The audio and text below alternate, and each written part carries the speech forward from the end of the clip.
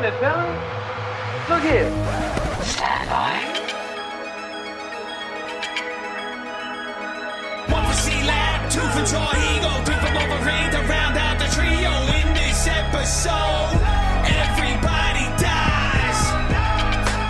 Broadcasting live from inside the Power Band. This is The Blah. In this episode, everybody dies. I'm your host, the Wolverine, along with my faithful companions, Jar Higo. Hello. And C-Lab Forever. What's up? Sup. Welcome to the show, folks. This week, we are talking about and continuing our coverage of the Amazon Prime super smash hit, The Expanse. And this should be an interesting conversation. Let's start the show. High level. They shut this thing down, huh? Well, maybe. They maybe shut this thing down. They're taking a break. Ooh. Which is interesting. Ooh. I'm sure we can get into the details later. High level-ish stuff, I wasn't looking forward to this season just because, I don't know. I'm just so tired. This has got nothing to do with the show. And I didn't hate it. I was like, yeah, cool, right on. I found my, vitriol from previous seasons where I was like, books. I just didn't give a fuck this time. I was just like, oh, yeah, that's different. Fucking whatever. Who cares? Spaceships. Finally wore you down like a... It wore me down, yeah. I think, like a smooth stone in a stream. It did. It wore me down. I think I have a issue with a lot of this type of sci-fi TV and a lot of, we talked about a little bit in The Witcher, like that type of fantasy. And I don't know. I don't know if it's useful to dig into any of it at all, but just to maybe try and cul-de-sac out super quick and bring it right back. It's I think I have issues with films and TV that don't have, where the worlds don't feel super lived in. And I think a Blade Runner, gritty, dirty, dark, foggy, shitty kind of world feels really lived in to me. And I've always felt even Battlestar Galactica to a degree, the effects work and some of the space battle work and spaceship stuff, it just seemed a little bit too digi. And maybe I just didn't find it immersive enough. And so I've always kind of been grumpy about a lot of sci-fi TV. I don't know if I've ever really enjoyed sci-fi TV kind of ever. Maybe Next Generation and some of the Star Trek stuff, but Firefly, all that stuff, I never got into it. I've never been able to connect with it. And I think it's my problem. I don't think it's the show's problem. And I feel similarly here, but I feel like they did a reasonable job here. And I don't know. I still feel like the books are great and the TV show didn't really do it for me, but they took a solid swing and I give them props for that. I know that's really kind of all over the fucking place, but that's just kind of where my head's at with this. So damn, dude. I'll leave it there. Before I scolded you for being too harsh, calling yourself an asshole, but now I think you are an asshole. Yeah. What is wrong with you? I don't know. My God, I really dude. don't. So many shows you've missed out on. For what? It's not snobbery for me, I think, though, even though I totally get how it might come across as that. I just it just doesn't connect, I guess. I don't know. Not at all. I totally get it. I'm recognizing that it's my problem and it's not the problem of these various shows. It's the classic thing when you think everyone's the asshole, what's the common denominator? It's you. If I think all sci-fi shows suck, it's probably my problem, dude. That's right, man. Yeah. We'll just take all the shows, we'll bring him over to Adam Savage, and he'll break out a cup of coffee and a paintbrush and some burnt ochre and black and brown paint. Dirt everything up for me. And he'll go to town just weathering the shows for you so that they look nice and lived in for you. Yeah. Okay? Yep. I'm a dick. I love it. Burnt ochre? Is he like Bob Ross's kid or something, dude? Jesus. Yeah, man. So I definitely don't think it's worth digging into my broken psychology, but there you go. All right. So you hate everything. Got it. Yeah. I'm a nihilist, dude. Yeah. Well, what did you think of the season then, generally? So the show was short. Yeah, that's true. Season was short. Did we wait a while for this season? In terms of when it aired? No. Does anybody know? Was it a little longer than usual for it to come out? I don't think so, but yeah, maybe.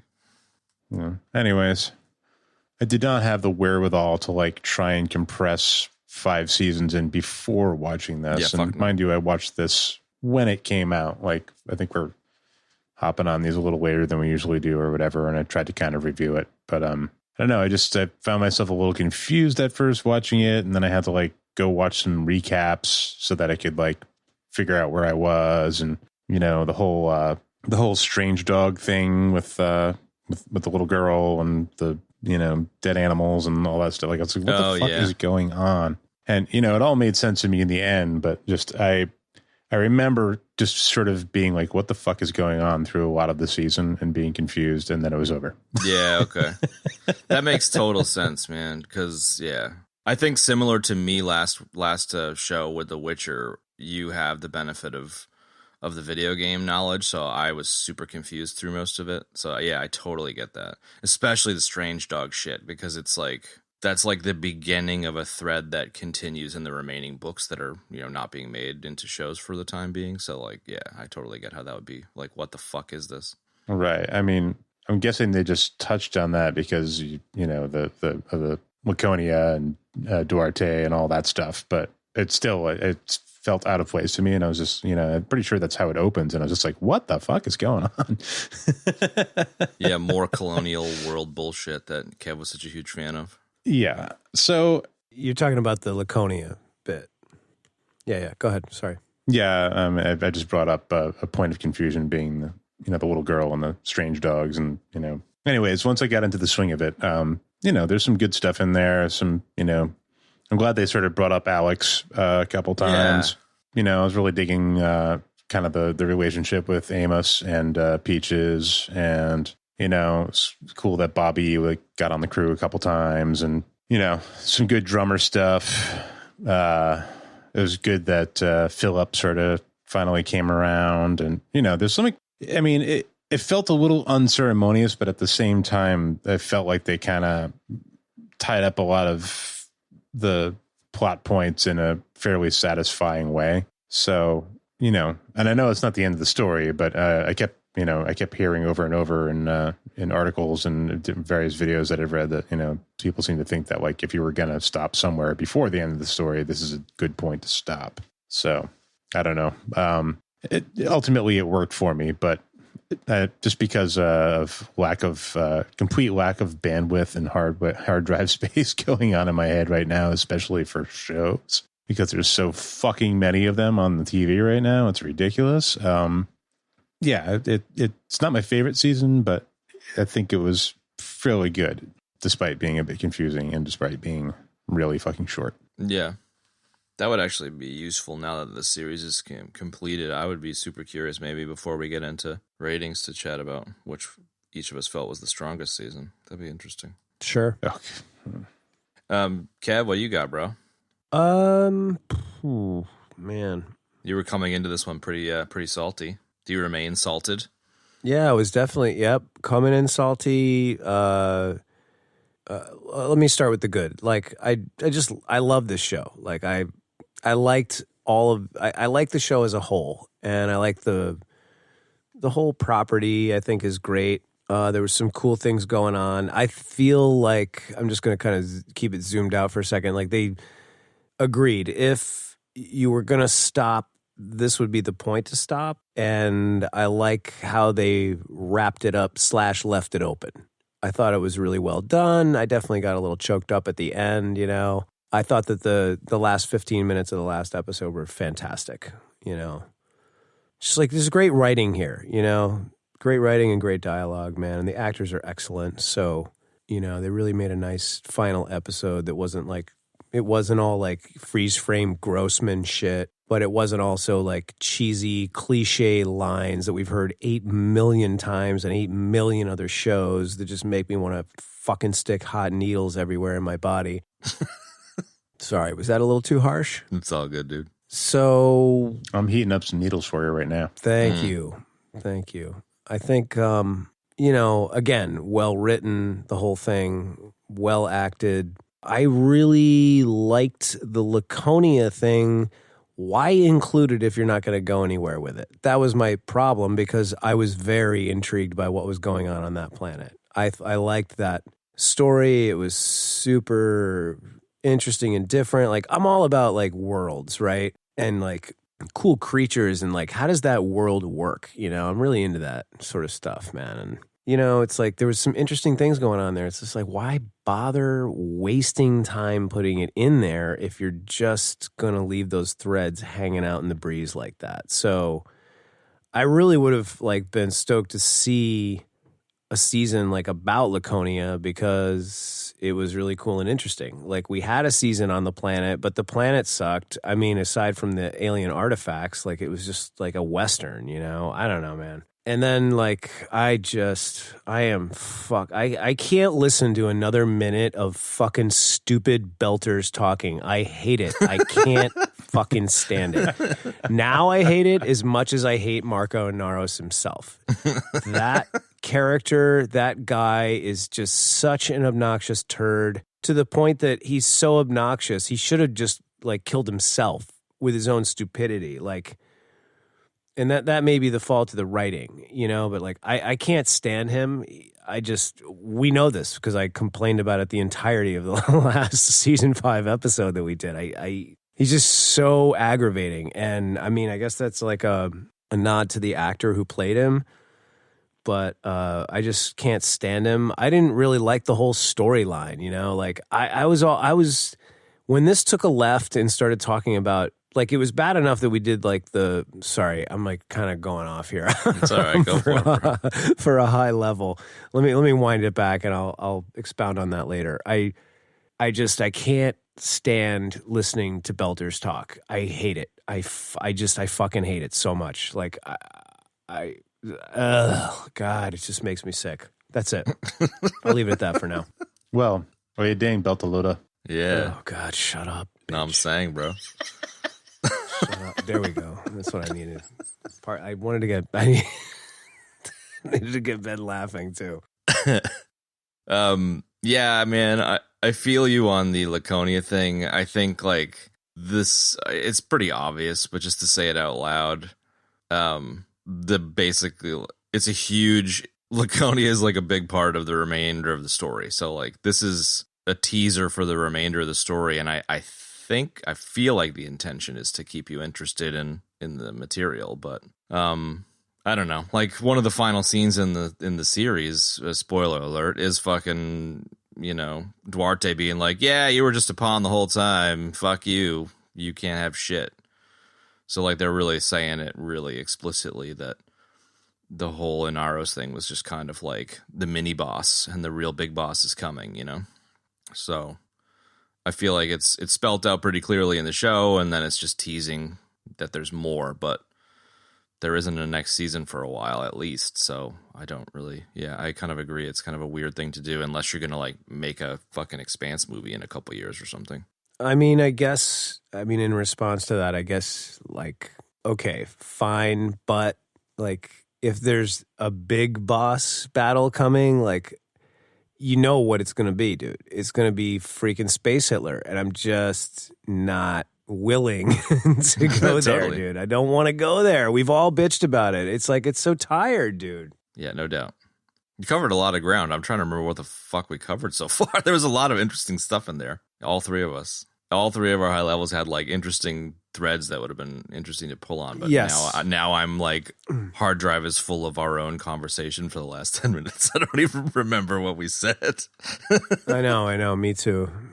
Yeah. Have we finished the Strange Dogs thread and Laconia and all that? I think so, yeah. There's nothing really more to it. Well, I was going to just say that, like, you know, like the kid was, and the whole idea of like the kid getting brought back to life by the dog things, like, I don't know, really, really cool and interesting, man. Like, but was the kid like Pet Cemetery? I couldn't quite figure that out. Yeah. Was he okay? Was he normal, or was he like Pet Cemetery? It's ambiguous throughout. No, I mean, like, I'm trying to like remain as spoiler free as I can for the remainder of the story, okay. You know, but like it's generally ambiguous for the most part. Whether the kid is all right or not. Whether, yeah, basically. And this story is obviously expanded on in the book, Yeah, Pun intended. the Not idea. intended. Well, the idea is expanded on. Yeah, Whoa. Yeah. Okay. yeah, but All right. essentially, like all the Laconia stuff is like beginning to tell the Laconia story, and there's more about pretty much all of it. Although I don't remember the dogs yeah. at all, but it's been 2 years since I read the book, so. Sure. No, I don't know. I really liked it. And it was like, again, why bother if you're not going to do anything with it? Yeah. So if that's all we got on the Laconia thread, let's move on. Yeah. And just to say it out loud so that people aren't like, what are you talking about, bro? It's all explained. I haven't read the last book yet, so it came out like a month ago. Okay. What else? Benny, you mentioned a minute ago how it was cool that they kind of referenced Alex and had a bit of mourning for Yes. Alex. That's all fabricated, obviously, because, Alex doesn't die. Right. They don't kill Alex off in the book the way that Right. they killed him off in the show for reasons we talked about last time around. I really appreciated the mourning for Alex. I thought it was, like, as soon as the first time it happened, I was like, oh, wow, that's really smart to write that kind of sadness in, because it's exactly how anyone would have dealt with, loss of a friend or whatever. So yeah, I totally agree. That was a very obvious in hindsight, but excellent series of moments. Yeah, I mean, I feel like there's I don't know, it's a pretty glaring missing part of the crew, Alex sort of being like the crew mom Yeah, totally. with his all veggies lasagna. Hey, Yeah, dude. I haven't thought about that. But yeah, no doubt. But yeah, I just liked, it's the little part with Bobby and Amos, and like they're like both working on shit, and like one of Amos's songs comes on, and they're they start singing along with like Once and Whippoorwill or whatever. It's just like cool little moment, Like, Yeah, I just totally. I just liked that they did that. really made it seem like a family unit for sure. Yeah, and like it's cool that the family is sort of grown. Yeah. They've lost some, but they've they've added some new ones, and I don't know. It's just like all those characters have gone through quite a bit of growth and a pretty interesting arc. And quite a bit of hell. Yeah. A lot of hell, yeah. Yeah. Throughout the course of this, so it's interesting. Yeah, one of the kind of threads that I really enjoyed about the books that I think they did a reasonable job making it clear in the show, but it's hard to tell considering. But like they were such a tight family unit because of the hell they went through together, and they're on a ship that usually crews like a dozen people, so they're under crewed, but they're like, we don't want anyone else to join because they'd be outsiders. So like you lose Alex, and it's like you need another person because they're already a skeleton crew. And I kind of dug that kind of couple of moments where Avasarala's like, you're gonna have a military liaison for this mission, and then it's Bobby. And they're like, oh, okay, cool. Yeah, no, you can come on board. Like there's a similar kind of thing in the book where they're like, we need more people. We can't run the ship. And I think Holden's just like, I don't want anyone else on this ship. Like fuck other random strangers. And then when Bobby comes, like she totally fits because she's basically also kind of like a surrogate member of the family. And same with Peaches. Like Peaches, obviously, that's a super interesting topic that we should talk about. But like Peaches definitely. becoming part of the crew is super cool. And I just... Because as a reader, you're reading it and you're like, who the fuck are they going to introduce? They can't introduce some random new character. And then when they're like, oh, yeah, no, Peaches and Bobby, you're like, oh, perfect. Cool. That makes total sense, Yes, I was very stoked about that. So, yeah, I totally dig that. The family broadening out, but in a way that's not just like, here's a new character. He's super cool. Right. Which is why I was kind of weirded out about, what's his name? He's a drifter that doesn't play by the rules. Yeah, exactly. Like last season at the end, was it Bunk or Bug or fucking whatever his name was? The dude from Medea's. Be great if Puck from the real world, like literally Puck from the real world. Totally. Wait, what? Puck from the real world? What are you talking about? Real world San Character on The Francisco. Expanse? He would totally be a belter, bro. If Puck from the real world just joined the cast of, Yeah, I love that. like straight from the TV, straight from just the like real world. fucking kick flipped into the fucking airlock. With a jar of peanut butter. He's just like finger banging a jar of peanut butter. He used to like eat peanut butter out of the jar with his finger, and everyone would get mad at him about it. I love that. Fucking Puck. That guy was such a schmuck. Such a shitheel. He looks like Turd. a mouse from The Matrix, dude. He does like, maybe kinda. they're the same Yeah, guy. right. He looks like Mouse's meth head older brother who like totally went down the bad track. Totally, dude. I love when you dial in like a good meth head relative. Jack. He's trouble, man. That guy was trouble. Wait, who?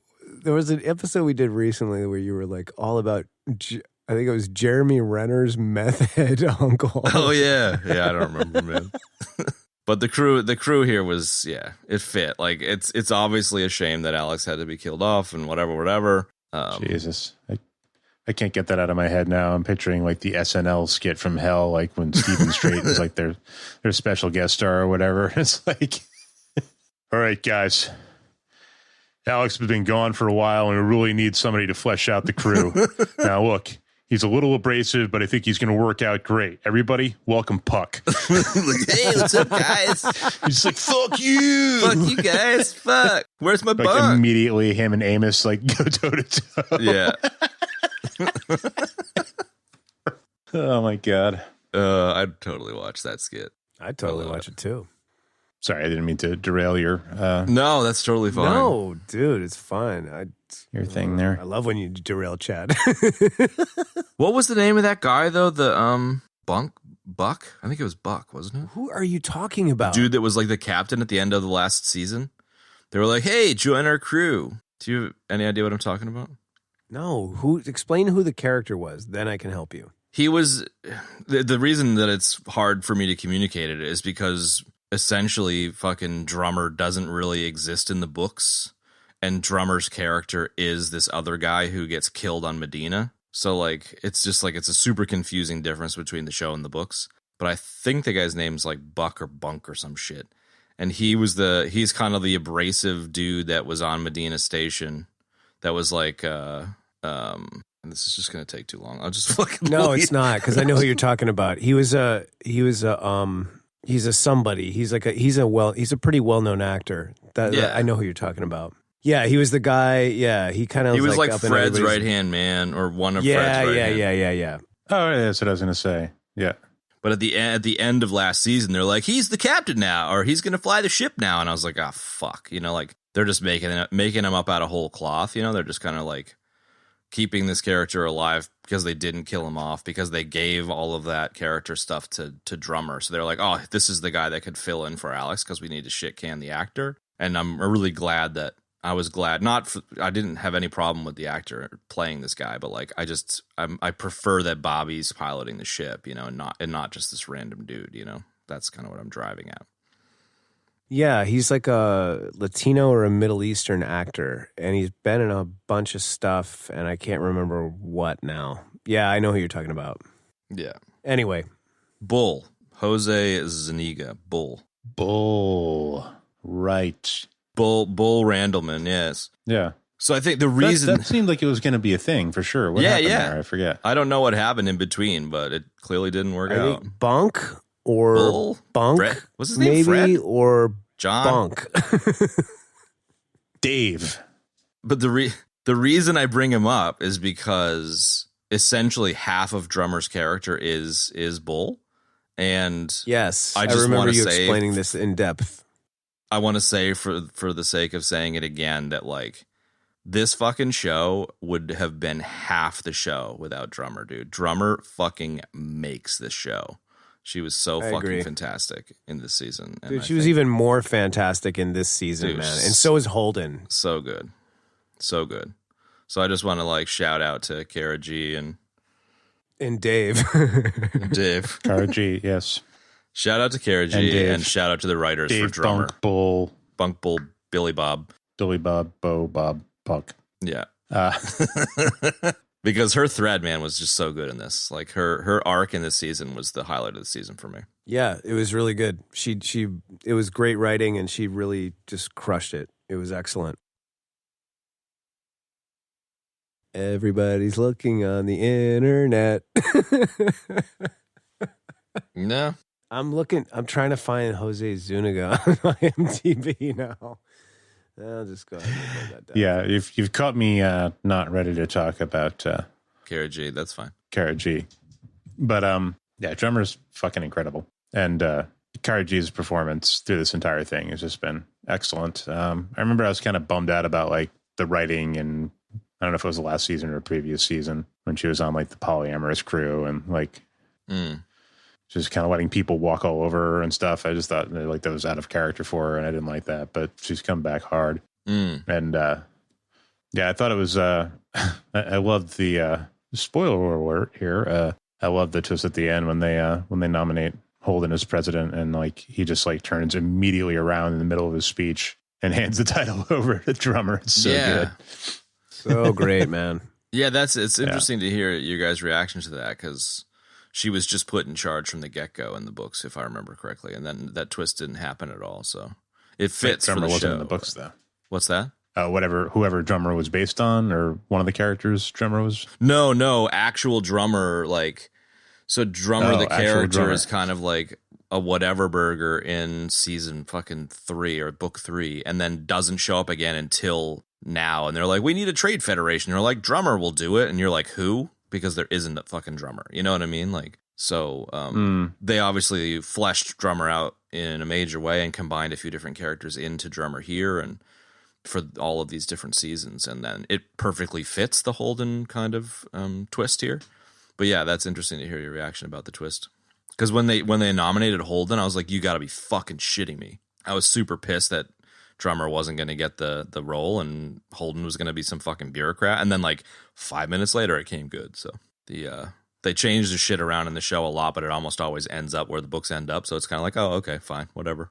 Same as what we were saying with The Witcher, you know, like they change shit, but it gets to the same point.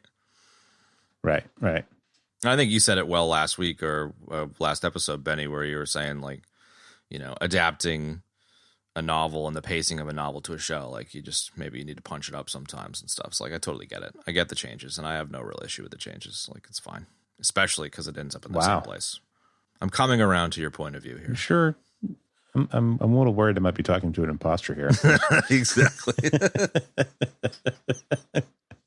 My willingness to be pissy pants is just like declining as my ability to absorb these shows declines. I'm just like, yeah, that was fun. Cool. All right. Awesome. I liked it. It was okay. Yeah. Who doesn't love drummer? You know, she's fucking tough. She's emotional. Yeah, she's emotional too. And her thing with like fucking Ashford, like that was all pretty fabricated too. And like, she's just, it's one of the strongest threads throughout. Good chemistry there with Ashford. Yeah, absolutely, man. Yeah, she's awesome. She hydrates with beer. What's not to like? That's it.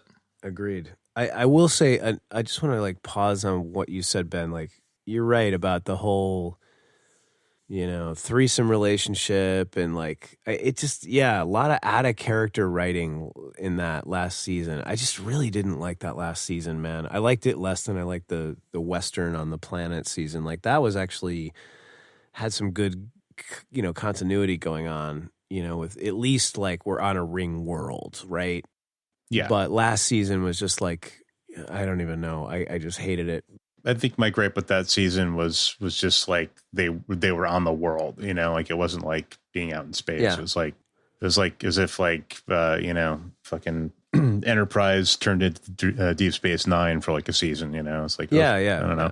You just want to keep that motion going, and like when everybody's kind of stagnant in one place, that was my gripe, I think. Yeah, I agree, and I think that I'm going to try to circle back here. Like, if they had like kept the focus on like the alien artifacts that were related to the ring, that would have been cool. But like instead, it was just like too much time figuring out like, or too much time playing John Wayne. You know what I mean? And I was just like, you know, who's in charge? No, I'm in charge. No, you're in charge. All right, let's fight. Like, fucking who gives a shit? And then, so like, again, the drum, like circling back to the drummer thing, like all of that writing I thought was definitely not in her character. And on top of that, to make it even worse for this season, is that like the whole thing when what's his face, you know, loses his arm, it just didn't have enough punch to it. It wasn't written the right way in season 5 when they introduced it. And like, you just didn't care enough about the characters, and they didn't do a good enough job writing / portraying the specialness of their connection and relationship. You know what I mean? So like when all of that was happening in season 6, I was just like, this is such a nothing burger, because I don't give a flying shit about these characters. You know what I mean? Like I kind of disagree. Michio and what's his face? I mean, that was another No, spot where I was like, what the fuck is going on here? Like, who are exactly. these people? Yeah, I was It just took like, me a no, minute, and I was because like, oh, right. yeah, and and you get what I'm saying, Ben. Like, I think Yep. they just like they didn't spend enough time developing them or giving them or like the writing around that relationship and those scenes was just it wasn't as strong. So I didn't feel connected to those characters. I didn't care about those characters. So it was just like, can we just move on? Like that's how I was when I was watching it because there was a lot of cool stuff that happened. Chad, you had some sort of opposite comment about that. Baby arm in the jar thing was Yeah, funny. Totally. It was. Totally got like little mini face in the Yeah, chest. it's not forming right. It's like, you think? I think it's backwards.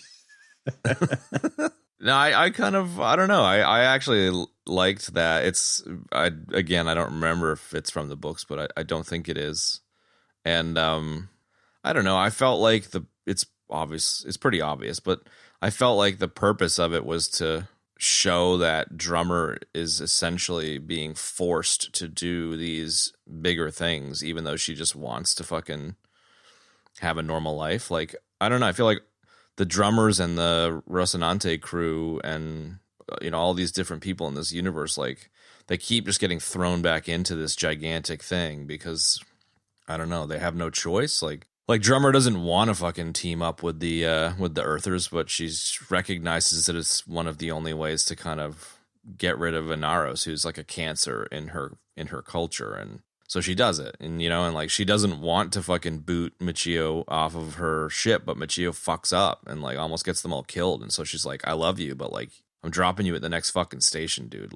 But you are out of here. And I get it. Like, Yeah. it's sometimes it's like working with your friends or some shit. Like sometimes you're like, dude, you're my friend, but like fucking pull your finger out of your ass and get to fucking work, I get it. And, it's like, it's one of her lovers as opposed to just like a friend. And then, I think for me, like, regardless of the writing of that whole sequence, I think the last kind of line that Karaji delivers, which was something to the effect of, I thought we would build something together, but like she's losing that, I really liked that. So I thought it was. No, I thought that was the only good line out of that whole thing that revolved around the three of them. In fact, like, this keeps coming up lately, but like this idea of like, can we have more of that? Like, how about a show about that? Yeah. Like, how about an episode about that? Like that right there kind of exemplified or best expressed what they were going for. And going through the writers in particular. You know what I mean? She was like, I didn't choose the two of you. I chose the two of you because you were builders. I wanted to build something with you. That's what she says. And it's really powerful. It's a great line, and it's like, okay, finally, we're getting like a little bit of meat here. You know what I mean? But again, if you're not going to develop the other two characters or give them anything meaningful, or if the actors are weak on top of that, it's not going to go anywhere. And it didn't. And it just kind of ended up taking up more space, I think, Yeah, which is reasonable. Yeah. I mean, it's great to show like the many sides of Drummer. I'm down with that, but it's just like if you're not going to be bringing the A game there, it's just like, it's kind of a missed opportunity, really. I didn't feel like it added anything really significant to her character. It was like the least interesting thing about her. Yeah. Exactly. Yes, totally. Least interesting. Definitely. Her like bitching about the inners and fucking God, stupid word. I love how salty you are about Belters. I mean, well, just for reference here, like, think about the chemistry that she had with Ashford on film, Definitely, dude. Like there was a tangible thing going on there, despite the fact that they, and they're like crewmates, you know what I mean? Like they're not lovers or anything. They're just like crewmates with a lot of respect for each other. Whereas like these people are her family, and it just like, I wasn't feeling anywhere near the same level of like energy and chemistry going on there. Like it just wasn't written well, I don't think. So, to echo what you said earlier, really, I mean, that's it in a nutshell. It's not that I object to Drummer having a polyamorous relationship or anything. It was just, I don't know, it fell flat somehow. Yeah, I'll totally agree with that for sure. If you said, Chad, like in the later on we need to say like which season was the best or whatever. Like if we were voting on which character was like probably the best in the entire show, she'd be in the top 2 or 3, if not the best. Yeah, dude. For the show, I'd put her at the top, dude. Yeah. Yeah. She takes the cake. I don't know. I mean, Amos is pretty fucking great. I love Amos too, but I'd say Drummer, then Amos, then Avasarala. That's my top 3. Oh yeah, Avasarala. God damn, she's good. She's so fucking good, dude. Oh my god, she's good. She just destroys the script and the dialogues, dude. She's so damn good. and she's got a deeper voice than me. Yes, she's got a deeper voice than all of us So combined. great. I love it. Total Dr. Girlfriend going on there. Yeah, She's man. got like 30 years of smoking in there somewhere. You know, she quit a long time ago. Dude, but she got 30 years of smoking in last year, I think. yeah, right. I think she just fucking she does like a carton a day. I reckon we should do a bit of Peaches Amos with the focus on Peaches, because Peaches is just fucking great, man. Yes. All right. What about Clarissa Mao? You guys are all stoked to talk about her. Why? Just I don't know why, Benny. Variety of reasons. I thought there was some really meaty stuff around her in this season. Some great conversations with Holden. Yep. Where she kind of lays it all on the line for him. You're like, oh, fuck, what's he going to say about that? And he's like super, accommodating. He's just like, she like tells him about how she killed how she killed her crewmate and like stuffed him in the dude that she like stuffed into the fucking panel or whatever. Like, and that was really good writing. it's like a really intense fucking story. And, at the end of it, Holden's like, we've all done things we aren't proud of on this ship, basically, Yeah, which is like the only response that made any sense. Like I was like, well, what the fuck is he gonna say? And kind of not lets her off the hook, but lets her know that it's just like, it's all right, dude. You're just fucked up like the rest of us. Exactly. Yeah, which is exactly the case. Yeah, totally. Yeah. When he like chews her out for stepping in when Naomi can't get her shit together when they're in the middle of that, trying to set off that EMP and she's get pumped. the data from that ship. And She like smiles, and I was like, "What the fuck are you smiling about?" I love that. That was great. yeah, he said I was part of the crew.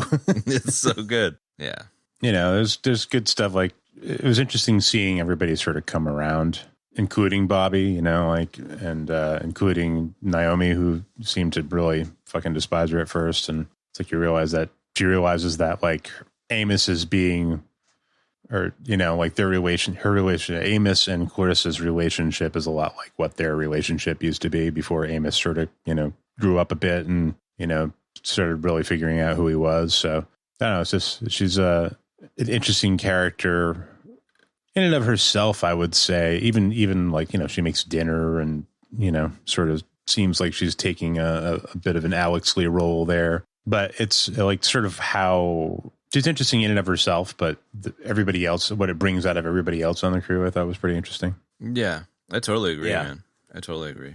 It's been a couple of years since I read the books. Like I read all of the books leading up to whenever the second to last book came out, so maybe like two or 3 years ago, and a lot of that stuff it rhymes with the books. Like I don't recall there being a ton of material with her kind of becoming part of the crew. And so if memory serves, like a lot of the stuff you just said is from the show and from the writers in the show and from the performance of Nadine Nickel. And like kudos, like similar to the comment about Drummer, like I feel like Clarissa was kind of the glue that held the crew together in this season, because the crew was kind of falling apart in a weird way, but kind of sort of and kind of not really. But Yeah, I don't know about that. Maybe, yeah.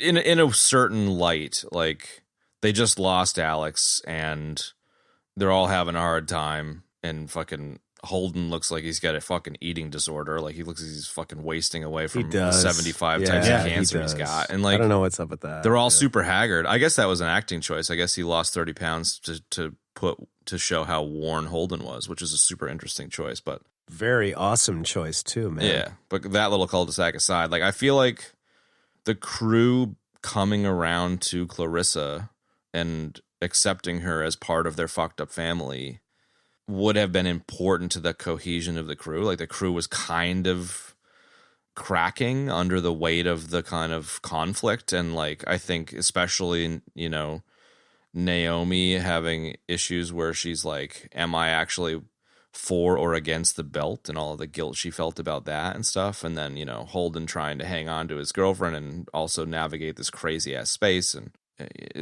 then like Amos last season, like going back to Baltimore, like there's a lot of kind of crazy shit and cracks starting to show, and everyone's getting worn down. And then Clarissa coming in as kind of this like broken kind of new recruit does kind of act as somewhat of a glue, and a lot of those scenes where she's talking to each of the characters, I don't think is in the books, and therefore the writing kind of tries to have her be kind of somewhat of the salve, And so to your comment a minute ago about her talking to Holden, I think, she has that type of scene with each of the characters throughout the season, and I think it is one of the strong threads in the season. Does that make sense? Like maybe glue isn't the right term, but no, definitely. Yeah, I guess so. I don't know. I wasn't really as interested in her, I guess. I don't know why. I mean, maybe because I wasn't remembering like the bulk of like her stuff from the previous seasons, I don't know. I forgot that I totally forgot she stuffed John Capellos in that freaking panel, dude. Yeah. And all that, and then she was like a hater, and then she's like everybody's buddy. Like, yeah, I don't know. My memories, I guess, too foggy. Really, I shouldn't be so negative about her, but I don't know. I was just kind of like, yeah, okay, whatever. Like she's there. New crew member. I didn't find it overly like. What's that? New crew member shrug kind of thing, which makes sense if you don't remember. Kind of, but also like she was essentially, somewhat of a villain, quote unquote, previous seasons. Whereas like Bobby rolls up and it's like, oh yeah, remember we did that thing together too. You should just hang with us for a while. It's like, yeah, totally. Yeah. Right? And everybody's stoked, like, because we love Bobby. She's great. But that's one of the cool things about the last season is like Amos makes good with Clarissa on Earth and then smuggles her onto the ship basically. And it's just like, yeah, they'll get over it. Yeah. Don't worry about Holden. I'll take care of it. And it's just like, right, but just remind me. So like he goes to the Supermax prison and to do what? What was he going there for? He wasn't going there to break her out, but then like everything went to shit. No, he was going there to visit her. Yeah, I don't remember the specifics, but he was going there to visit her and then everything went to shit and they went Survivor style off the planet. I mean, he went to Earth for several different. He went to like find his lover mom or whatever, right? Yeah. He went for like a bunch of reasons, but he ended up going to see her. Like they had kept in touch. Right? I remember, I think it was the beginning of the 5th season or the end of the 3rd season, maybe when she gets arrested. I remember there's a part like at the end of a season where Amos is talking to her. Yeah, like yes. on the vid screen or whatever. Like it's probably like end of 4. Because didn't they escape the prison in 5? Yeah, this is such a waste of space. They're gonna cut all this shit out. I don't know. Anyways, I think we can't remember nothing. The reason she's there is because Amos. I think Amos saw something of himself in her and decided to like keep in touch with her, and there you have it. And I think that's one of the most interesting parts of her character is like Amos sees something of himself in her, and then what does that say about Amos? Like it says that Amos comes from a really fucked up place, where Holden's like, we've all done things we're not proud of or whatever. But like it's implied that Amos is actually like has a super dark past, and so he can see that. You can see some of himself in Clarissa, who did some really fucked up stuff. And most normal people wouldn't forgive that type of behavior. And I find it super interesting that, Amos comes around quick and then everyone else is kind of like, okay, eventually, they come around to her. So yeah, it fits with the fucked up crew. I don't know. But if you don't remember half of her stuff, then you're just kind of like, okay, cool. Another random person. What's next in the story? Yeah. I get that. I guess I found the stuff with Holden really interesting because like, she was trying to kill him specifically. Yeah. When she was a baddie. She's like, so. Do you want me to tell you about the time I tried to kill you? I can tell you the details. Yeah, and it's like, what? So to sort of see them finally come around to each other was cool. Yeah. And Naomi too, as well. Yeah, totally. The adrenal stuff was interesting too. Like that's a little bit of a departure where the whole, like, you've got 5 years left thing is a bit of a departure. Why? What do you mean? Departure from what, the books? The books? Yeah, like I don't think this is much of a spoiler, but the reason that this is a good place to stop the show is because there's a 30-year time jump to the next chunk. So if there's a 30-year time jump, then Clarissa's dead, based on the 5-year survival thing, which she isn't dead. So it's just kind of the adrenal thing is a thing, and it's interesting. But I suppose you kind of need to put the 5-year, diagnosis on this just in case there isn't any more show. So it's, I don't know. Maybe she perked up since she got so much salt in her diet. Hey, I don't know. But the adrenal stuff was interesting. Like it didn't make sense for her to have like superpowers as a crew member of the Rocinante. You've already got, your bruiser with Bobby. So sure, her having her vertigo moments and being ill stuff, it fit well with her arc. Okay. Yeah. Kev doesn't care about. I'm sorry. Kev doesn't care about I'm Clarissa. trying to care. Is my lack of caring coming through? I'm sorry. Yeah, Clarissa. Fart noises. Anyways. Yeah, she's great. Anyway. What did you guys take away from Duarte? I'm super curious. Like who? The Martian dude. The Martian boss man. He only has one scene, two scenes where he sits with the little girl when he's talking to the kid, and then like at the end when he's like, "Ha ha ha, Marco Inaros, you're actually the distraction." I'm just curious. So wait a second. So without was he in previous? Did we see him before in previous seasons? I think he was like maybe in like 10 seconds of previous seasons, and the reason would be is like one of the threads that is easily forgotten is a lot of Martian tech was being stolen from Mars. So Bobby was doing the detective thing, trying to figure out how all these heavy weapons were being stolen. And they were like, yeah, I remember that vividly. Right. Yeah. And Duarte was doing it, and he was setting up a colony on Laconia. So that was the big, he's the big bad, but it doesn't really make it clear. Okay. It's supposed to make it clear in that, 10-second clip where Inaros is about to die and he's just like, ha ha ha, you were a distraction, go fuck yourself. Like it's meant to convey that Inaros was not the big bad. And I'm just curious, like, I don't know if any of that was actually communicated properly, because it's not, I didn't think it was super clear, but I know it because of the books, Yeah, if we don't cut this section out and everybody can get a pretty good idea that wasn't clear, because I just asked you to explain the entire thing to me. And I mean, my fuzziness for the previous seasons puts me at, I do vividly remember the whole like weapons trafficking thing. Yeah.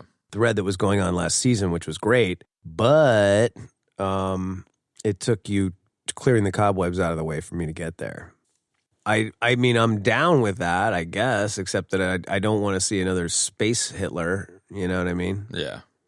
But I mean, I really enjoyed, like, I loved the scene with him and the little girl. I was like, this is, what the hell? Why are they spending more time on this? This is great. Like, that was some really good stuff. Yeah.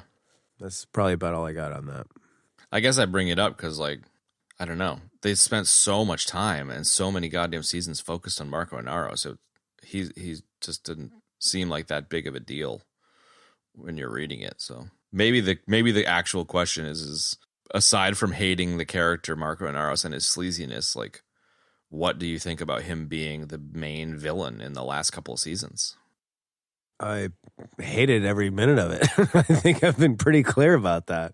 Yeah, but you hated the character or you hated him as the baddie, or both?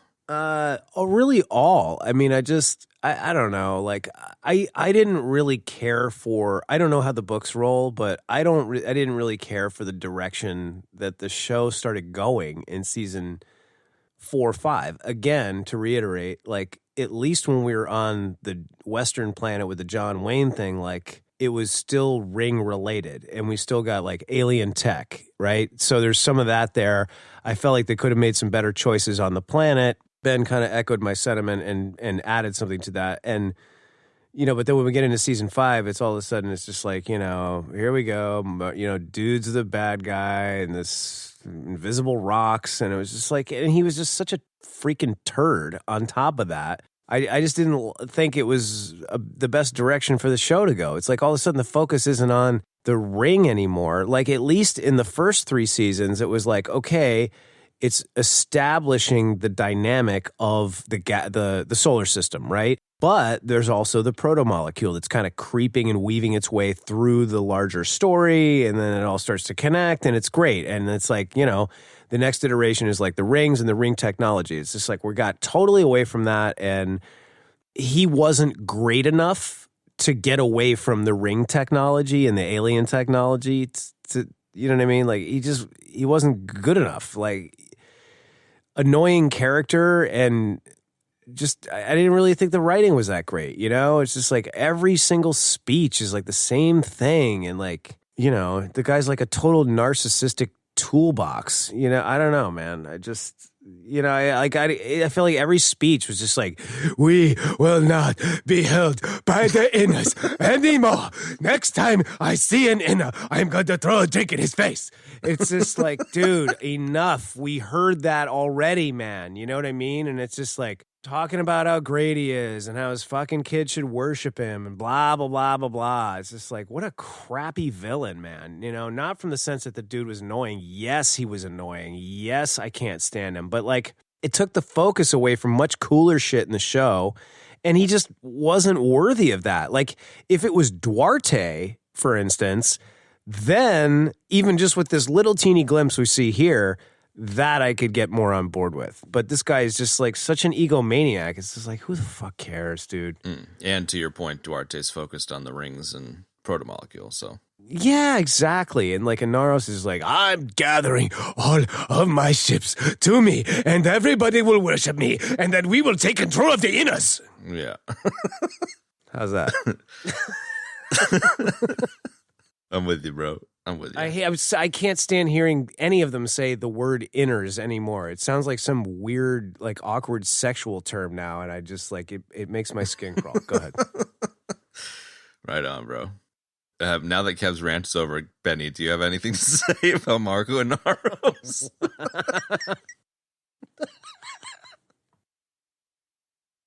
No.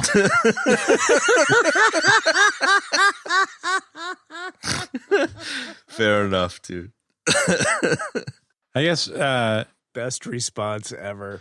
you initially were asking about Duarte, right? So, yeah, I don't know. It was a shitty question. So approach it however you want. You know, Duarte as the real baddie is, I think, a lot more interesting and subtle of a character. Yeah.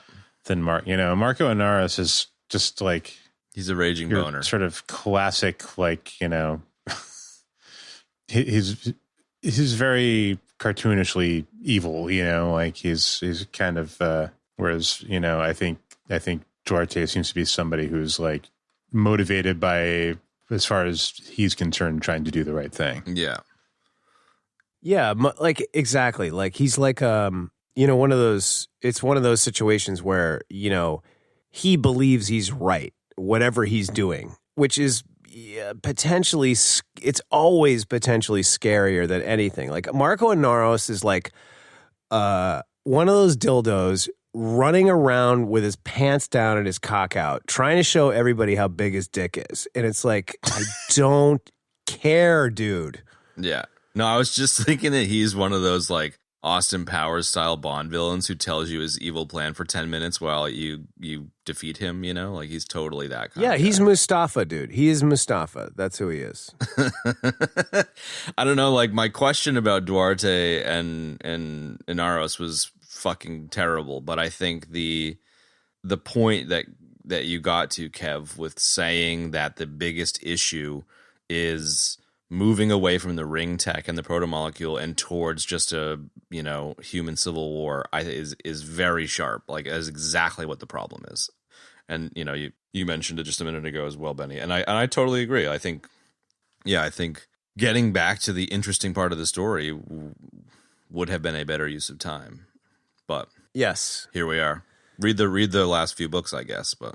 Yeah, I mean, like I also wanted to expound because I went off on Inaros last season, you know what I mean? But there's like a real reason there, you know, like, and that's it. So yeah, I mean, aside from the issue with the overall story focusing on Civil War as opposed to the protomolecule, part of it is built around the idea of Naomi and Philip and stuff. And so there's some interesting stuff there. There's some kind of yawn stuff there too. Like some of the shit last season was just kind of like, all right, this is interesting, but it's also kind of weird. But the Philip coming around stuff is interesting, so I think it's worth touching on Philip a bit. Right, I'm with you on that, and yes, and I agree that the Philip character is more interesting, but at the same time, it's just like, dude, this guy, this is the guy that Naomi hooked up with. I mean, like, she's one of the coolest characters on the show. And like, this loser is who she hooked up with and had a kid with. It's just like, ugh, what? No, right? And then like Philip, I don't know. That poor character and kid, like, sadly, I feel like, and I could be wrong, like, his story and struggle were just outgunned and overshadowed by Marco Inaros' massive ego, unfortunately, even though that was sort of like the point, I guess. But I don't know. Yeah. And I felt like the struggle with him, it was just kind of like a little too late. I mean, nothing really happened there. I mean, he kind of came around, but he wasn't just like, Dad, I'm standing up to you. He was just kind of like, I don't know. It was still kind of vague, I felt like, and then all of a sudden it was like Marco Inaros, death by weird ring entities. And I was like, thank fucking God. It surprised me when that happened. I think it surprised me when it happened in the novels. Like, I was like, oh, okay, interesting. That's how he gets defeated. But it was a bit wink, wink, nudge, nudge here, Throughout the season, they're like, if you enter at the right speed, the ship will disappear. I'm randomly talking about this because it might be important later. Wink, wink. And then Is they're that like, your Holden impression? Because it's pretty funny. You know what I mean? I think there's more to it than that, but Yeah, there is. But Right. Yeah, I don't know. I feel like there was some good. I think my final thought on the Philip part of the story is like there's the bones of something good there, dramatically and storytelling wise, are there. It just, I don't know. I felt like it wasn't fully realized, but well, he definitely confronted Marco on several occasions for a change. I mean, he went from shooting his buddy at the bar on series. Oh, that was awful, dude. To leaving. Like, he left. He actually left. Did you notice that part or no? Like, Philip took off. He hopped in a little shuttle ship and left. Wait, he walked. So he shot the dude in the bar, and I was really upset by that. And I was like, okay. And then his dad like covered it up. Yeah, said he was a shitheel. And then I remember that, and that word too. And then he got into a shuttle and he took off. And then they grabbed him again? Shit, I might have missed that or fallen asleep for that part. Shit. No. He before the ship went through the ring, he left. Did you notice that? That I missed. Yeah, no, that I totally missed. Oh, okay. Sorry. Yeah, that's interesting. It's an interesting thing because, again, the books, when they go to Ceres, and I guess he shoots his buddy or whatever, whether that's in the books or not, I can't remember. He stays on Ceres. He doesn't get back on the ship. He's Philip's like, fuck this, fuck you, feels guilty about killing millions of people. Naomi's, conversations with him about it's okay, like, to forgive yourself. I was fucked up and I need to forgive myself. Like, you're doing damage to yourself. Take care of yourself. He stays in Ceres and starts a life. So yeah, that I like, and that seems more in line with what we saw from Philip for a lot of. I mean, maybe that doesn't translate as easily to the book, or maybe to the show, whatever. But maybe it does. And like I said, they make changes and it ends up in the same place. So when it was looking like Philip was going to die on the ship with Marco, I was like, oh, that's a real shame for the character, because he does kind of come around. And I, obviously like, okay, cool, he's on an escape pod. Like, cool, same. Like, it ends up in the same place. But that's interesting that you missed that. I mean, it was only like a fucking 30-second scene, so it would be easy to miss. But it definitely would change the opinion of the character, I would imagine. Yeah, he like gets into a little I guess it's like the like little repair ship or whatever. And like, as he's getting in, he's like typing in like the info on the thing, and he writes Philip Nagata. Yeah. I don't know. As his name, yeah. Oh, wow. Okay, yeah, I don't know how I missed that. Well, it was a 30-second scene. You're probably... Well, I get it, but I was pretty glued to the end of it for sure. In fact, I remember pausing like the last 16 minutes of the show, and then I watched them separately like the next day. I was like, God, I really want to absorb that, Yeah. Anyway, sorry about that. Okay. No, don't be sorry. It's interesting. Well, in all fairness, I don't think Marco Inaros even noticed. No, that's fair enough. I don't think he did either. Of course he didn't, dude. He was too busy looking at his cock. Fucking so wrapped up in his own Bullshit. thing. In conclusion, with Marco Inaros, I've decided that I will forever remember him with a Randall from Coming to America Soul Glow hairdo because it makes him more enjoyable. Definitely, dude. And the man bun just made me want to stab him more, you know? Yeah, totally. You know, he just like, I thought he had like short hair that was slicked back, and then I saw the man bun, and I was just like, this just is like peeling an onion of hatred. You know, Of course it's he like has a every man time I peel, it's like we peel one more freaking petal off, dude, and it's just like, I just hate him more.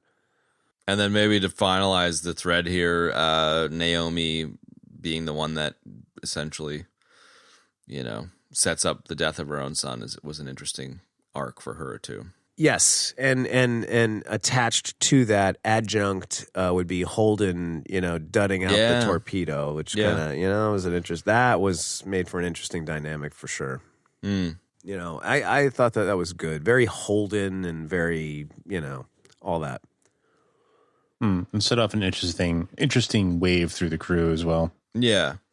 Yeah, no doubt. Especially the Holden and Naomi conversation where Naomi's like, you don't get to do that, fuck you. And he's just like, I can't be the one that kills your fucking kid, bro. And it's like, yeah, fair enough. Yeah. I dug that, man. Fair enough. I loved how everybody was like, hey, don't tell anybody, but Holden. Holden dudded the nuke out, or Holden dudded out the torpedo. Don't tell anybody. Don't tell not even anyone. Holden. Right? Don't even tell Holden. He disengaged the torpedo. That's really like, don't tell Bobby. Yeah. And then she finds out in the bar and she's just like laughs about it. I love it. She laughs. Good stuff. Final battle. What'd What'd you guys think of the like Medina Station fucking strap on fucking strap on gun things on the planet? They strapped a bunch of railguns to the planet. Massive railguns. And then You like don't really strap. Railguns, they're a scam. Don't they know they're a scam? Yeah, there you go. They are a scam. Give me your bobby pin. Give me your bobby pin, Bobby. I love that. They are a scam. Fuck, that's good. Good job, Benny. I love it. You get a one up for that one. Ding. Like dial in the one up sound. You know what? You don't really strap a railgun the size of the Empire State Building onto a planet, but they did. They were super cool, and it was super kind of out of left field. And then like those Martian ships come swinging in, and it's just like bam, bam, bam, bam, bam, dead. Beep, beep, beep, beep, beep, beep, beep, beep. You're dead. Yeah. You're dead. You're dying. Yeah, it was great. And then the way that they ended up fighting against it was pretty clever, putting everybody in a fucking porta potty and dropping them out of that giant ship. Giant porta potty. Oh, you mean the assault team? Yep. It was like they're raining tiny homes on the range. The attack of the tiny homes, not attack of the clones. That's a death. I love it. We needed a death. We've only got like one death. Attack of the tiny homes. I love it. I kind of want to make like a Star Wars poster with that font, with that wording. Definitely. Yeah, I don't know. What did you think of the final battle? Did you give a fuck? Did you not give a fuck? They displaced a lot of hipsters for that scene. They totally did. There were a couple scenes that started off and I didn't know what the fuck I was looking at. And one was like when they started raining all those like storage containers out of the ship. I was just like, what? The way they did it, I was just like, what the fuck? Yeah, me too. It was like they were pouring out M&Ms or something. They were just like flying. That was one of them, and the other one was like the other storage container scene where like Marco Inaros had those stashes that were like tethered together, like when Drummer raided the stashes there. Yeah, and they had to dock like Matthew McConaughey in the spinning space station scene because the things are just spinning around. Yes. Yeah, that was interesting. But I was like, what am I looking at in both of those scenes when they first happened? Took me a minute. No doubt. And the action, what did you guys think of the action at the end? The whole like Bobby Amos fucking blasting away like Halo. Dope, dude. I loved the assault. It was great. Yeah. I mean, it really wouldn't be the Expanse without Bobby and her dope-ass Martian armor just, like, walking into all the bullets and just destroying everything. Yeah, definitely had Master Chief You know, vibes. it was great, man. Yeah, I wasn't even really thinking about that. I was just Bobby, dude. It's cool. It's like a total Bobby move. It's great. And Amos, like, talk about Yeah, like, trying to you said deadlift something her about armor. something about like porta potties. It's like it was like Amos coming down in his ejection seat. There it was sort of like Amos coming down on a shitter. Like, Yeah, he totally was, man. Yeah, it's pretty funny, dude. It was great. oh fuck. And then he fucking tries to pick Bobby up. You know, Bobby's down, and he's just like, "Yeah, I'll pick up this 4-ton fucking piece of armor." It's like, "No, you won't, bro." Yeah. No, you're not. But No, I you're love not. that he Not tries doing that, anyways. It's such an Amos thing to do. buddy. Yeah. He's a great character, man. Yeah, I mean, I don't want to take away from the final battle because it was pretty excellent, but I feel like there was some pretty good space battle stuff going on in this season. There was. I still really enjoyed the realistic nature of the like torpedo PDC stuff. Super interesting. I just that crackle. You know what I mean? Like as soon as I heard that crackle when I started watching this, I was like, "Oh man, I love that! I love this show. The sound design on this show is so good." You know, the only thing better than the sound design, though, Kev, is the language design, the Belter language in particular. Great segue, Chad. Yeah, I'm That's why saying we used to call you. We used to call you Segue, dude. Talk We about gotta it, get back to that. Beltalora. Oh, God. Where shall I begin? Beltaloda. Dude, I just found a sweet Cobra Kai meme. Nice. What the fuck does that have to do with the price of milk? Nothing, dude. We're out of milk, by the way. Okay. So You're in Yoloda. I think okay, here's the thing about the Belters. What's the There's deal? like what's the deal? There's the Belter Creole, and then there's like the Belters speaking English, which I hate. Like I feel like when they're speaking like the actual Belter Creole, unless I'm just completely getting this all wrong, like that's really cool and interesting. Now, having like a whole shitload of actors learn that shit for a show is just unrealistic. It would have been cool. Like I would rather have seen like that in subtitles. I know that you hate that, Ben, but I would rather have seen like that with subtitles. I think that would have been super cool. But again, annoying and unrealistic. Extra work for the viewer. I hate freaking listening to the Belters. I can't listen to them anymore. It drives me crazy. Even Drummer, who's like the best character, you know? It seems like a recent development, though. I don't recall you being salty about Belter stuff throughout. Is it just like being tired of it or something? Yeah. You're recalling correctly, dude. I wasn't as like vitriolic about it before, but I'm just like, I don't know, man. I started listening to them like when this started up, and I was just like, I can't fucking listen to this shit anymore. It's driving me it's driving me crazy. I can't stand it. I don't know. I kind of love the on Sirius Station. There's like the Earther guy that's handing out shit to the Belters, and he's sort of like doing the Belter equivalent of "Welcome to Costco, I love you." Like, Yep. Yes. whatever it is, it's like over and over again as he hands the shit out. Yeah, that was great. And then his other dickhead buddy being like, "Are we supposed to be shooting them or whatever?" And he's on camera. Yeah, I love that. so we're supposed to be shooting these people. She's like, Sucks. this is a live feed. We can't cut that out. I don't know, man. I'm down with the Creole. I love how salty you are about it, though. Maybe you've got adrenal issues, dude. You like a lot of salt. I do. Wait, what? Oh, don't You're worry. carrying a lot of salt lately. You didn't get the joke because you don't like the character I'm referring to, Clarissa Mao. Oh. Ha, ha, ha, ha, ha. Ha. I think, yeah, I don't know. I just got tired of it, I guess. I just got wore out on it, and it just bothers me. They just kind of sound dumb, and I don't like that they sound dumb because I feel like they deserve more than that. So let me like digging for the sort of the real what of it behind my hatred, salty comment, whatever. It's that I feel like it makes them sound dumb, and they're not dumb. Like I don't know. They're kind of more than that, and I don't know. I just wish that element wasn't there. You know, I don't know. Something like that. Something like that. Yeah, something like that. Well, we talked about it a little bit in one of the earlier seasons where randomly I happened to speak some Haitian Creole, having spent some time there, and how linguistically it's interesting because it's a similar basic language, like it's overly simplifies French.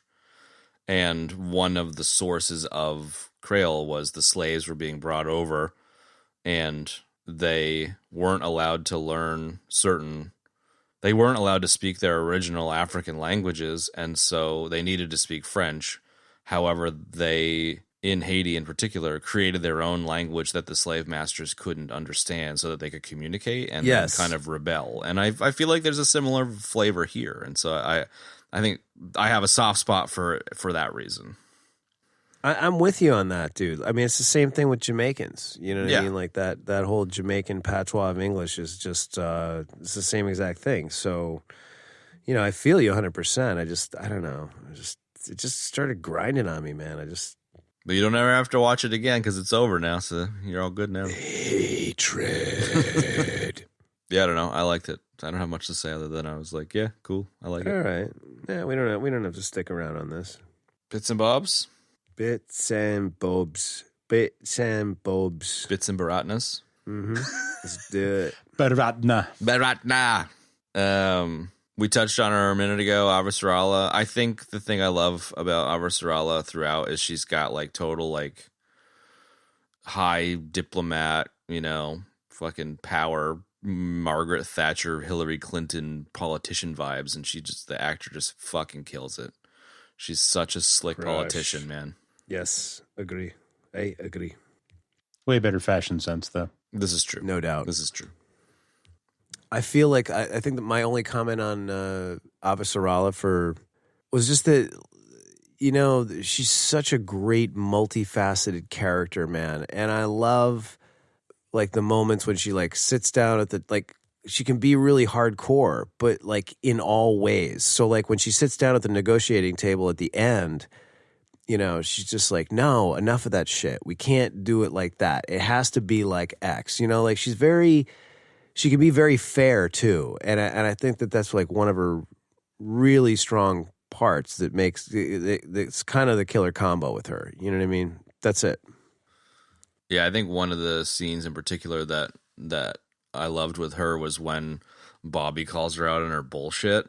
You know, she's like, Bobby, speak plainly or whatever. And then Bobby's like, you're fucking bullshit. And then she just says, like, go find something else to do. It's just like, all right. Yeah. Yeah, that's a good line. Go find something else to do. I liked the storming the shipping container strapped together thing. The losing the arm thing. That was kind of cool. Yeah, that's pretty cool. Yeah, I was a little confused as to what I was watching, but it was cool. Any other Bobs? Any other Roberts? Negative. I think let me think for a second. You know, the sound design. Again, just I'll kind of echo like what you said, like just the space shots, the space dynamics, the battles, the way the ships move, just all that stuff is just, you know, similarly excellent from previous seasons. Mm-hmm. Even though I recognize that you guys, well, Kev in particular, you mentioned you found the stealth rock shit kind of annoying considering we weren't talking about the rings and protomolecule. I like the idea of Inaros chucking rocks to prevent the Earth military from being anywhere else. That was kind of clever. Yes, he is clever. What'd you think of Ashford Jr., the like shit kicker dude that joined up with the drummer? Oh, Walker? Yeah, that was kind of an interesting thread. It was. I was a little worried that we were going to lose drummer to ramming speed.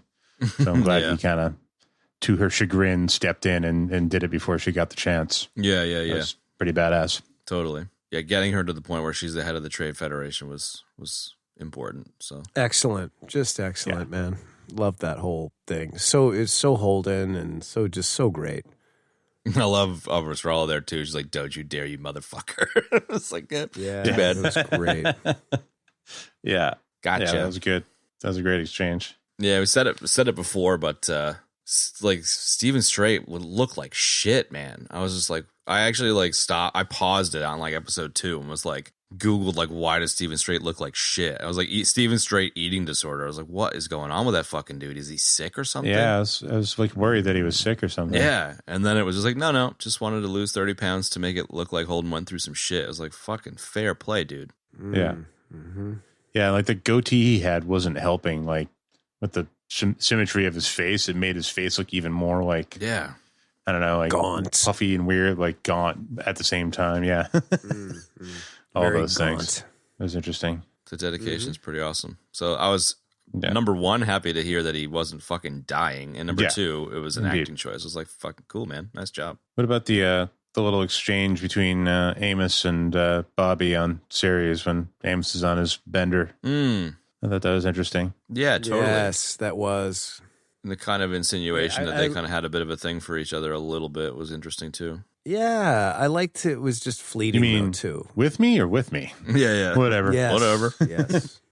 I liked how it was fleeting too. Like they didn't bother spending any time on it. They didn't put one more ounce of energy into it and just left it I'm up glad to, they didn't say one way or the other. Yeah, it didn't hook up or whatever, yeah. Well, that takes the place of the Alex and Bobby flirting stuff, you know? Yeah. Yes. Well, I don't got no nuggets. You got any nuggets? I ain't got no nuggets. So we're deathing. I think. Negative. Ghost Rider. Pattern is full. Deaths, there's only 2, so here they go. Here we go. So be quick. I ejected on Jose Zuniga, and then Chad had a great Star Wars Attack of the Tiny Homes. That's pretty good. Really good. For not having a lot of deaths, that was good. That really made up for the lack of quantity. Sweet. Yeah, so that was really good. Ratings. I don't know, man.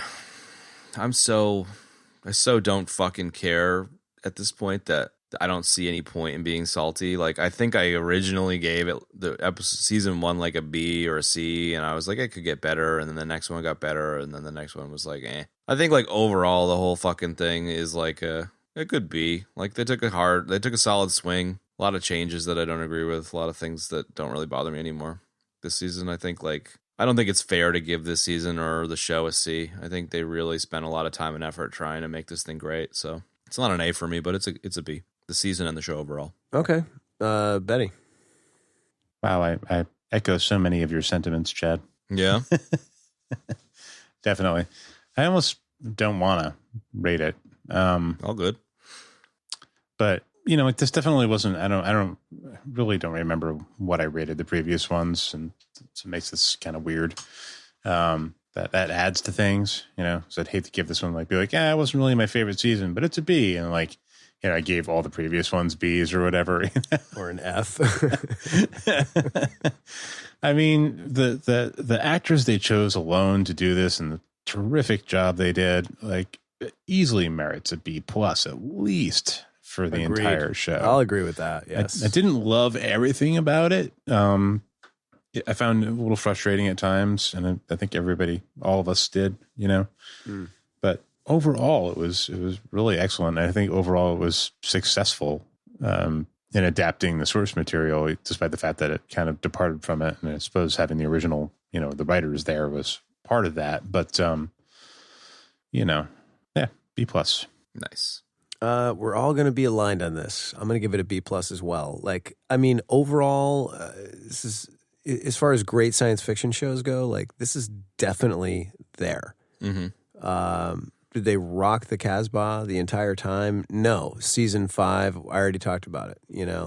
That was probably the missed opportunity, misstep. You know what I mean? But like Ben said, just Christ, the acting alone and the writing in most of it is worth the B plus. I would say for me, it's that season 5 where they just got away from what was really awesome about the whole story, or the whole series rather. Is really kind of what knocks it down for me the most, But it's still excellent work, Still haven't seen anything quite like it, Sort of takes place near future, It's not so Star Trek-y, and everything is very grounded in reality, And so much to like. So yeah, B plus. Before we wrap up, I think it's interesting how little enjoyment or whatever, or maybe the weakest season for you, Kev, was like season 5, or one of the weakest ones, because in terms of the books, like book 5, the book that takes place on Earth with all the rocks coming in, is my favorite book out of the series. So it's just interesting that the show doesn't really do it justice. And then I guess maybe we talked earlier about favorite seasons. I think the season for me that was when they were stuck in the ring gate like frozen. It's been a while since I've seen it, but I think that season was probably my favorite season. It's before it kind of dragged on, before they were in their Western planet stuff, and the fatigue was settling in. Yeah, seasons 1 through 3 were the best. You know, like it's like I've already forgotten about Tom Jane. Like Tom Jane was great in this series. You know, Yeah. I miss having him around. Yeah, it's been a long journey, and a lot of shit has happened. People have come and gone. Like, it's no wonder I was confused going in at the beginning of this without even so much as like a primer on what had been going on previously, despite the fact that I've seen all the seasons. It just had been a while, and yeah, it's a lot to take in. Totally. Yeah. I remember hearing about, maybe it was when book 3 or something came out, and I was like, oh, that sounds like an interesting series. Maybe I'll buy the first book and read it. And I bought the first book and read it, and I got 2/3 of the way through the book, and I was like, wait a minute, I've read this before. Like, that was same again. Like, it just completely left my brain. So, I mean, it's been like, what, 6 fucking years? Like, it's hard to remember. Yeah. It can't have been 6 years, because we fucking have been doing the show for like 3 or 4 years. Dude, don't try to do that kind of math. Whatever. Anyways. Pretty sure they powered a ship on that kind of math in Hitchhiker's Guide to the Galaxy. That's it. Some smoke was coming out of my ears for a second there, no doubt. There you go. All right. All right. So, everybody, next week, party at the Moon Tower. Tars is going to be there. And also Mr. Soderbergh. Shirtless. And Matt Damon. And Matt Damon, exactly. And I'm going to use one of your old names. Segue, what are we doing next week? Next week, we are going back to school. What's the stupidest segue? There you go. Oh, good times, man. Nice. Rodney Dangerfield, dude. Nice. That's it, dude. We got Dangerfield. We got William Zabka. We got Downey Jr., M. Emmett Walsh, freaking Paulie from Rocky, dude. This is a great movie. Sally Struthers, nice evil British douchey, Oingo Boingo. Like, let's get stoked. Back to school next week. Join us for that, folks. I'm going to practice the triple Lindy. That's it. Oh, totally. So that's it. Thanks for joining us for this one, and we'll see you next time. See ya. Beltalota. Bye. Hey, Kev. Yeah. No, I'm saying. You're such a dick.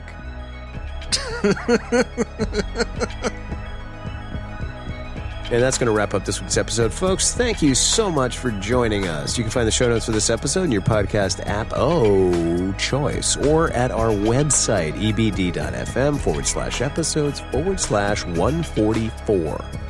If you'd like to support the show, there's a number of great ways you can do so. Tell some of your friends to check out the show. We need more listeners, for crying out loud.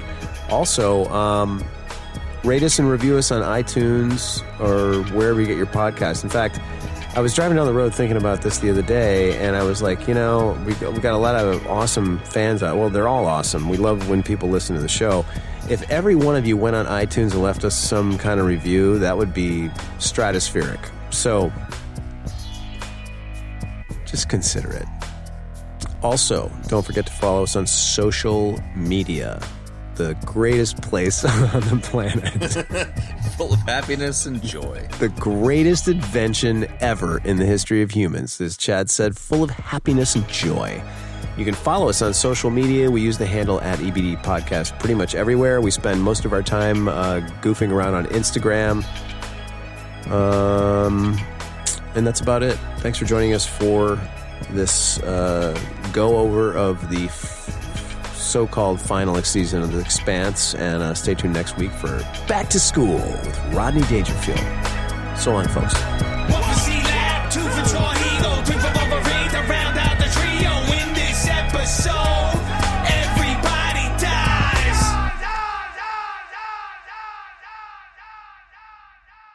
beady, beady, beady. Stop into it.